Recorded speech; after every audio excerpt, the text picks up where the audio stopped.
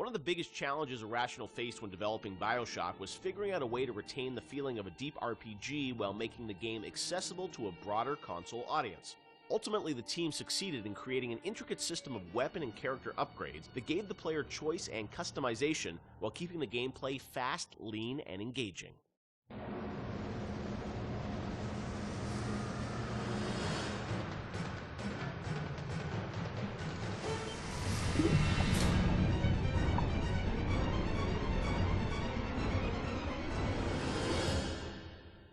One of the hallmarks of BioShock, to me at least, was that it really blended RPG and sort of first-person action game together in a way that, is sort of standard today, but a decade ago was really pretty revolutionary.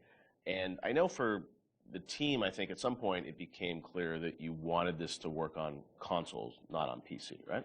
Well, both, yeah. Yeah. But so the idea of, doing a console game and a PC game, and doing something that sort of felt like a shooter but had much more depth. And I know in some of the early design docs you talked about sort of creating an FPS plus versus an RPG light. What was the difference in your mind between those two?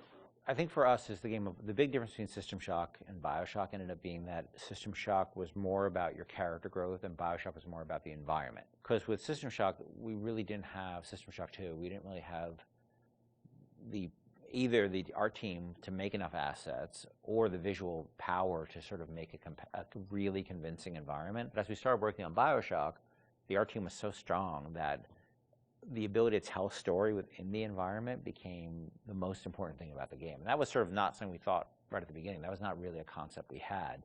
But as we started building things, we could realize that the visual world was the star of this thing. The Rapture was really the star of this thing. And telling the story outside of cutscenes, telling it in the world, so the gamer could discover the story rather than us telling him the story, telling him or her the story. And it was still very much for the time, I think for the time, quite different than what you had seen in terms of there wasn't a lot of growth in shooters. So It was still, I think, for the time, very, very revolutionary. But I think System Shock 2 was even more ahead of its time in terms of that growth thing, because we defocused a little bit. Primarily, part of it was just figuring out how to do that all on a console controller was very tricky.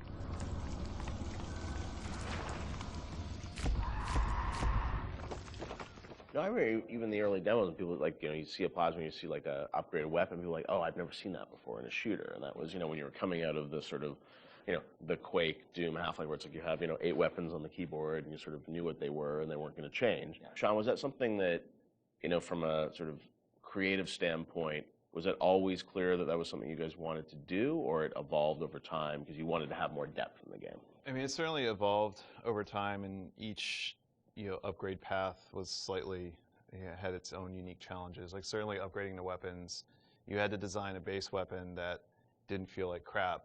Still felt like something that you wanted to use, but then the ability to add the upgrades to that, and each of the upgrades can come in any order, so you have to be aware that this, parts A, B, and C could come in at any different time to upgrade the weapon. In a first-person shooter, that's your star. That's the thing that you're seeing all the time.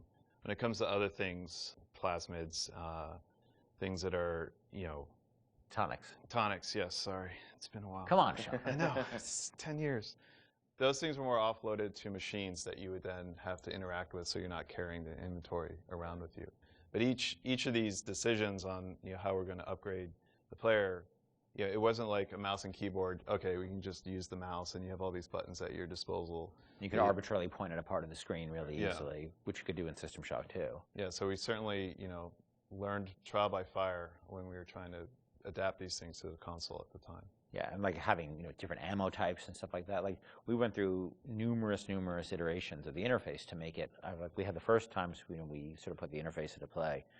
It was very obtuse and very tricky to get your head around, and we just kept working on it and working on it and working on it because you want to feel like second nature. But we spent a lot of time on that.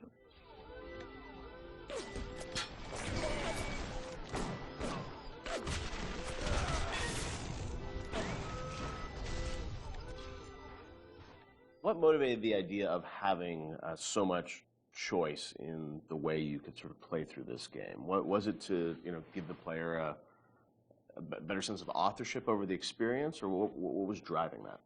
I've always liked the idea of giving the player a lot of agency in terms of their play style.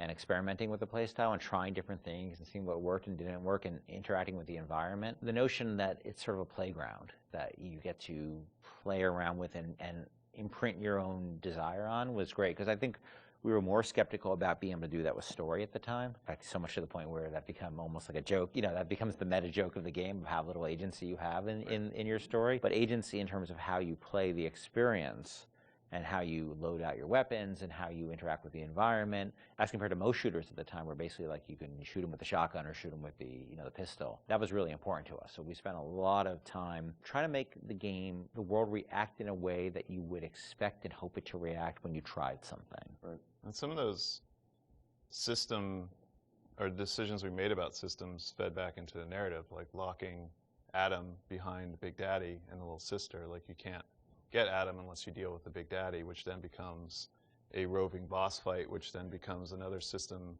that I don't know if we planned that from the start or was one of those happy, like, serendipity, like, oh, this decision that we made about putting Adam behind the Big Daddy totally works because now we have a different type of boss fight that you hadn't really seen in other games. Actually, it was the other way, because what happened was originally there was no concept of Adam, and Big Daddy just had money and other treasure on them, like every other splicer. Yeah. And they were so tough, nobody would ever fight them, because why on earth would you go after that guy? Right, go off a bunch of small splicers and get the same amount, yeah. So we had to come up with a currency that was exclusive to them, because we knew that was where the fun was, right? But we also knew people were terrified of them, and we didn't want to fight them. Yeah. So video game development and system development is a lot like economics, right? In economics, you try to encourage certain behaviors through tax, usually through tax policy. Well, you want business growth, so you lower taxes on certain segments of the business economy, or you want to encourage, people to move into this area, so you make incentives to move in here. We had to make an incentive for players to fight the Big Daddy, and Adam became that incentive. And then once you had this Adam, then you had a new piece of narrative, which they could then incorporate back into the story. Yeah. Taste the Adam fucking drink. Stay away from her, or it is you who will be shot next. Easy now, Doctor. He's just looking for a wee bit of Adam. Just enough to get by. I'll not have him hurt my little ones. Talk a bit about the plasmids and the vending machines and that sort of whole approach to, I guess, what is kind of a tech tree, but, and coming from PC games, used to strategy games and whatnot, with very complicated ways of how you would upgrade things. I thought you guys did a really interesting approach to how you made it very accessible to a console audience. How did that evolve? Did you know the vending machines were going to be there from the get-go? Well, we had vending machines in System Shock 2, so we were sort of lifting that, and I always thought that was a fun notion because it's a affordance that people already understand. They see a vending machine, they know immediately, oh, that's where I buy stuff, right? Yeah. And you also then have to have a shopkeep. When we talked about wanting to make things, put limitations on ourselves so things felt fully believable. Yeah. If we had a shopkeeper sitting there, you can't shoot him. He sits there, he doesn't say anything. Right. And all of a sudden he feels fake. Where a vending machine, the Circus of Values machine, can feel 100% authentic. Despite the fact that it's selling like ammo and stuff like that, which is, But in an objectivist society where you don't have rules and regulations on that type of thing, it feeds back into the narrative. But you don't then break the fiction at all by having these characters who sort of don't really live and breathe in the world. So the vending machines became an important part of that, but we still want to give them character, and hence and so that clown image came from a piece of, that image is actually from like a fruit container or something from like the 1940s. Okay. And so we had a book of like royalty-free images, and I saw that image, and I'm like, let's put that clown on it, and we'll call it Circus of Values. And then, we wrote some lines for it, decided he'd be this sort of asshole clown, and then we hired the best actor in the world to play that part. That was me. My biggest Avengers, I didn't cost anything. I didn't know you were really. I was a clown. Yeah. I was a clown. I hear it in my head every day.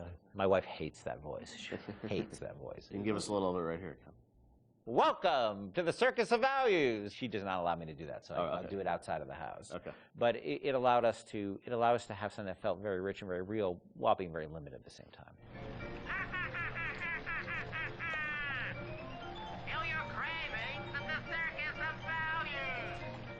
And also, the plasmids and sort of the motif of sort of the videos and how you explain sort of what a plasmid was, that was a really fun way, I thought, to sort of explain that. Sean, how did you guys evolve that? Because it was a very artistic approach. I think those came on pretty late too, because we were developing all these systems, and you make the assumptions because you're dealing with them every day that the player who gets this game is going to understand what these systems are.